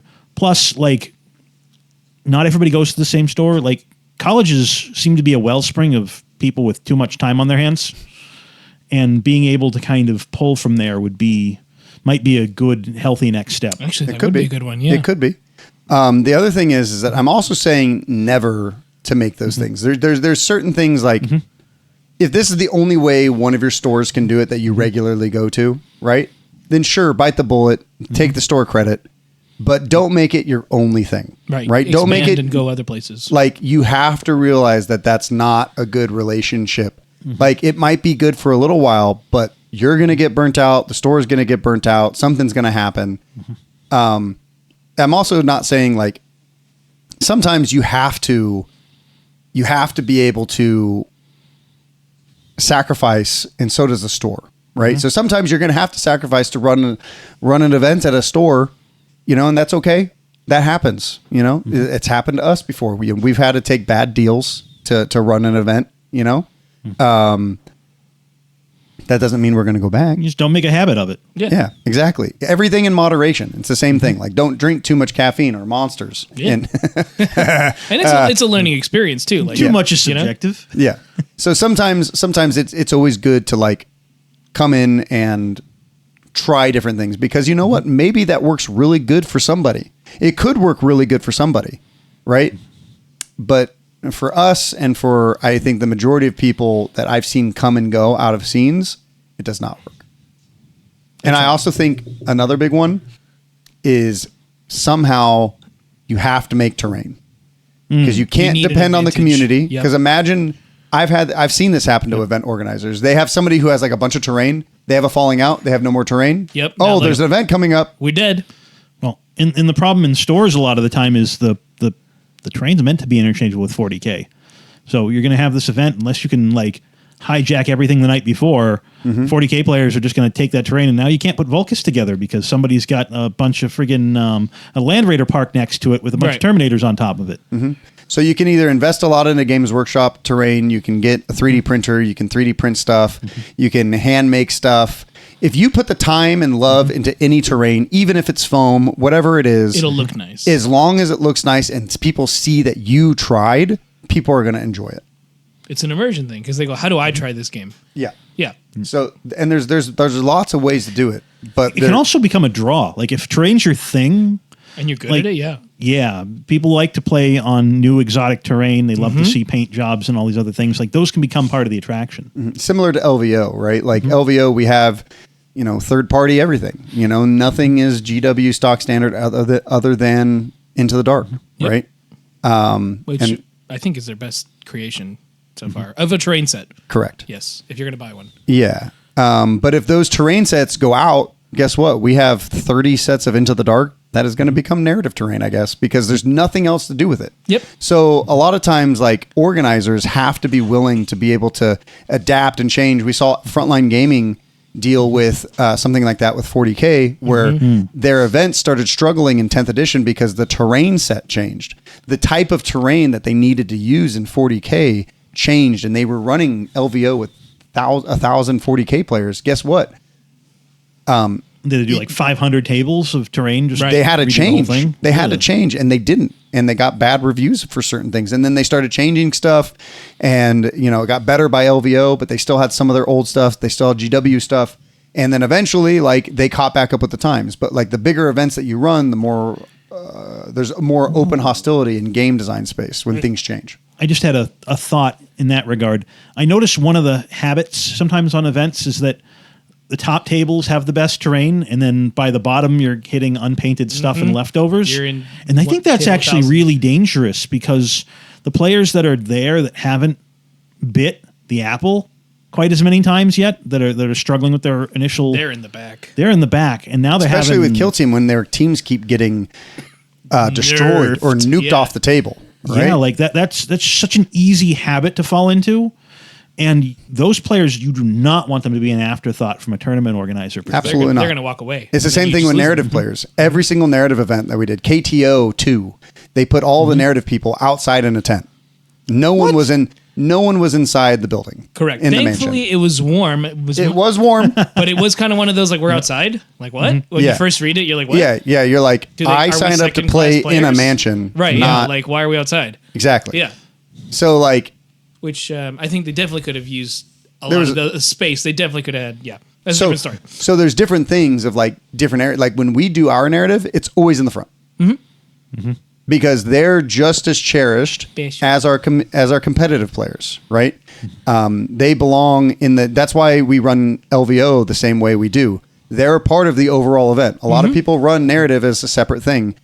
No, they are part of the event. They have the same time metrics. They have the same stuff, but they don't play as many games because they cannot. They're not gonna. I'm not gonna let a narrative player win the Las Vegas Open. Right. That's just not a. Yeah, That's not what they signed up for. They drop after 5 rounds, and they have custom missions. They have custom things where they're not going to score nearly as much as other players, right? They have custom boards that are absolutely Yeah. gorgeous, by the way. They're do. fun to play on, right? I was so sad at the All Valley Team tournament. We had to repair we got our one of the last cool match, narrative so ones? we missed the Sarlacc pit of death. We wanted to throw Harlequins down in there.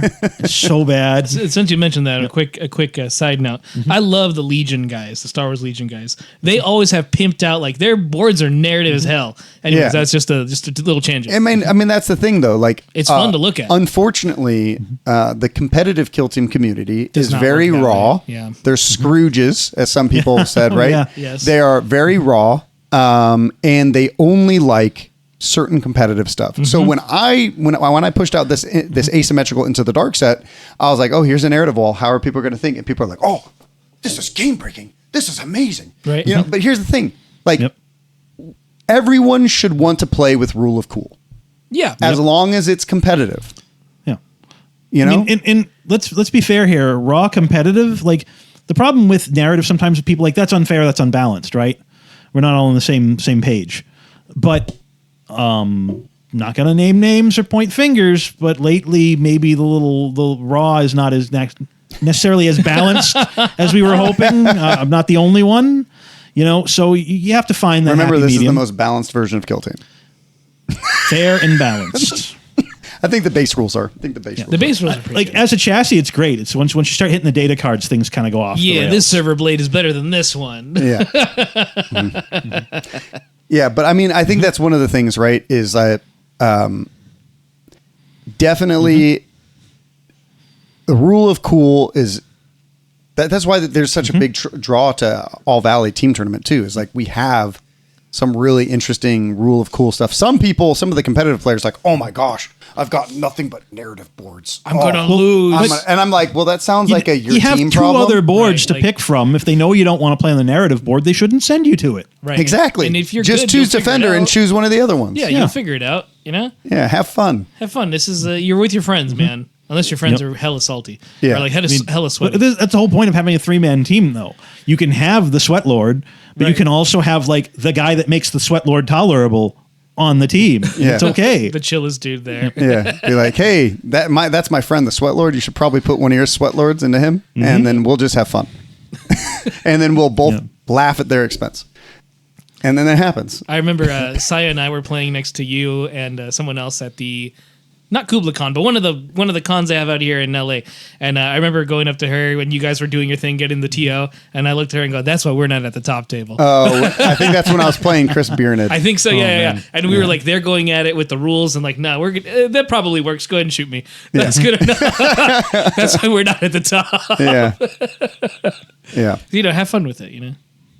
Yeah, I think that's, but there's also a space for the sweaties in every group. There's people for the narrative fluff players in every group, And Takes then all the kinds. players. and that's the community that you kind of have to build, and it does just take time. That's where the magic happens. That's where the magic happens. Partner with with an LGS. Make sure you have a good relationship with the owners. Like, figure it out. Make it work for both of you because they want people to come in, and you want to be able to keep doing this and not get burnt out. Yeah. And I think that's the most important thing. And I think that there are, like I said before, there are some LGSs that just want to take advantage, and sometimes you just have to say I no. think thankfully we don't have that many where I'm from. At that, you know, in terms of that, we get some really good people. I think the biggest challenge is bridging the gap. Like there are just all these little gaps you have to be able to bridge, and I think you do need to build that core team of people because it really looks like you're going to put miles on your feet, you're going to put miles on your car, and you're going to have to do it for the love of the game. Yep. And a lot of people are going to benefit from it more than you in terms of enjoyment. And you just accept that that's reality. Yep. And you make sure that you get what you need out of it while you're doing it. But I think that you're coming in with a good mindset, you know, and the other thing is that we all have to be willing to accept criticism. Yep. Right. If you mess up or something like that, there's a lot of people in this world who don't like to give criticism or who give too much. And then there's other people who are too sensitive. You have to be willing. I feel personally attacked. You got to just take it. You know, take it on the chin. You have to be willing to accept criticism as an organizer as well and accept your faults, because guess what? I don't know everything. I just know a lot. I don't know everything. And some things that I know are probably wrong.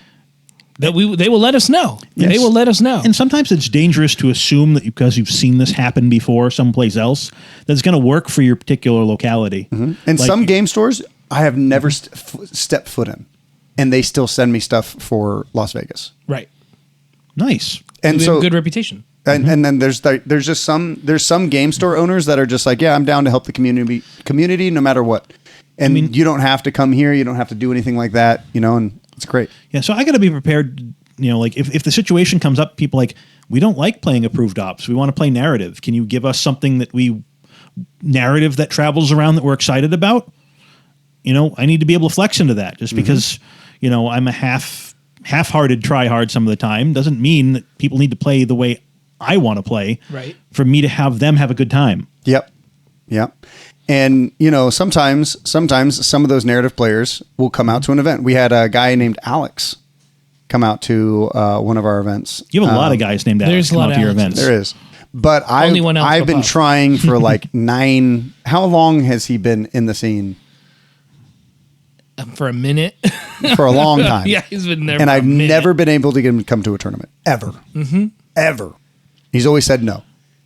And then I got him to come to one game at the All Valley And Team he was tournament. all sold for it. And he was like, yo, this is dope. And I was like, I know. I told you. You got to just experience it once. And You once just got to try. because either way, even if it's just like a 1v1. Also, teams are different. Teams is a really easy way to ease people in. Yes. Because 1v1, you're still going with like 7 of your friends to go to a 1v1 tournament. And it's still like you're with your friends at the end of the round. Yeah, and this event, this style of kill team does great for duos because you can do approved ops half and half versus another team who's half and half, and you can do a doubles on one board. Oh man, that actually does sound like a lot of fun. We're And gonna do a doubles this year. And the important thing about bringing a friend in these situations is when you go to you're trying to get people to come to something new. Like when you're starting out, you're trying to get people to come and then to you something want them new. to come back. Yeah. And you want them And to come that's back. the biggest thing. But that initial risk of going out of your way to meet new people and play a game in a new environment, like the big risk on that is I'm going to show up, I'm going to play 3 rounds, it's going to suck, I'm not going to know anybody, I'm not going to get along with anybody, and I'm going to drive home. Right. And that's Right. not fun.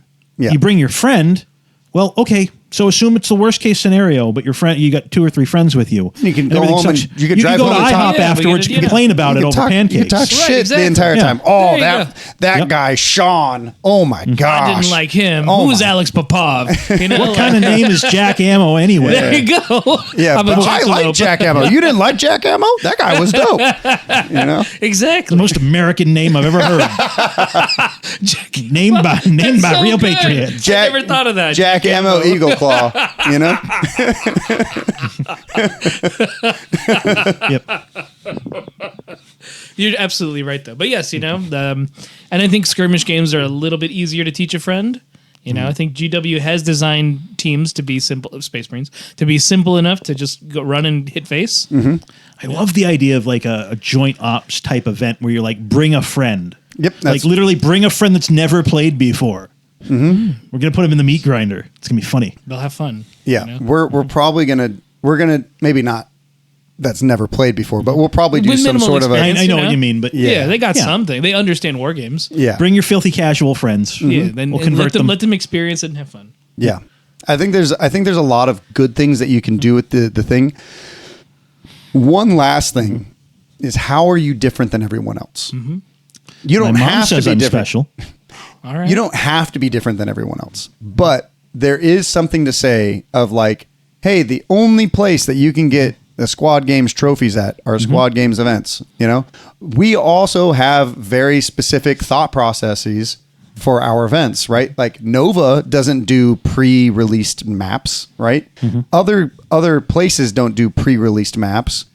There's like, how are you going to be different and make yourself more likable to other people in your community? That reminds me.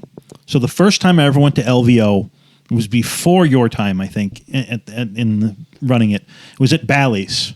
Yeah, the Bally's. I was there. Yeah, The in the Bally's. upstairs room. Yeah, I tied Yeah, for and eighth, and I got You actually got to play. You weren't running it at that point, I think. correct. Yeah, you inside.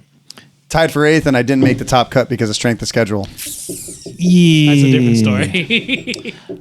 But I remember playing up there, and I remember the one thing that stuck with me, besides like just meeting awesome people, the Orctagon.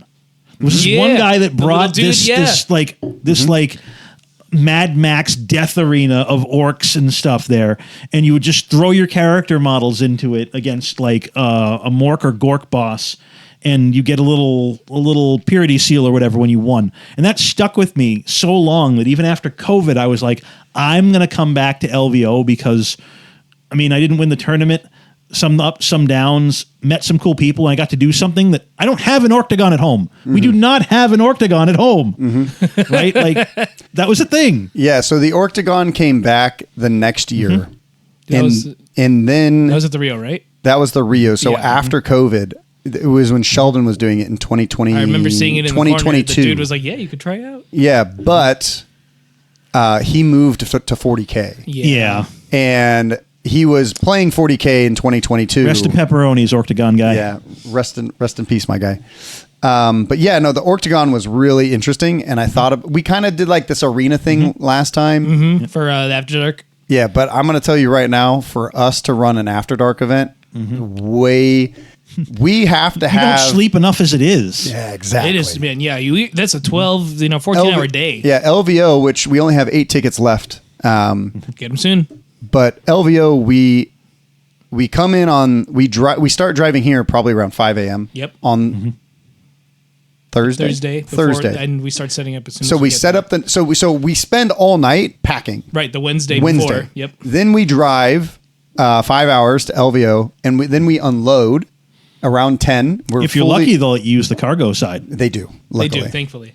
But this year we're not in the same room, so I don't know where we're gonna. I don't know what's gonna happen. See if the cargo side is there. Yeah, because I love watch. They put us in one of those towers. Oh my god, that was not fun. I did not like being up in the tower. So they're gonna put us somewhere, and then we have to transport all of our stuff there. Giacomo focuses on setting up all the stream, all that kind of stuff. Then we have to set out 100. No. There's 174 players I'm expecting to sell out. So 174 divided by 2 is... What is almost 70-ish boards? 87 boards. 87 boards that have a specific layout with a specific everything that we have to set up all of Thursday. And then we go to sleep. And then we wake up at 7 a.m. to come down, make sure everything is in its place because people like to come in and move stuff and play stuff early. So we make sure everything's set up. We do our pregame meeting, and we tell everyone, I give everyone an inspirational speech, blah, blah, blah, blah, blah. Make sure we're all on point, make sure the stream's running. Yep. Everyone gets there by 8. We start judging hobby track, and then it doesn't stop until like 5. On Friday, we're going to do a showcase match where we're going to do an NPO thing. It's going to be Titus versus like Space Marines and stuff with some people from the kill team scene. So we're probably not going to be done till like 7-ish. Yep. And then we go and eat, and then we go to sleep, and we wake up at 7. We do it again, and then we go to sleep.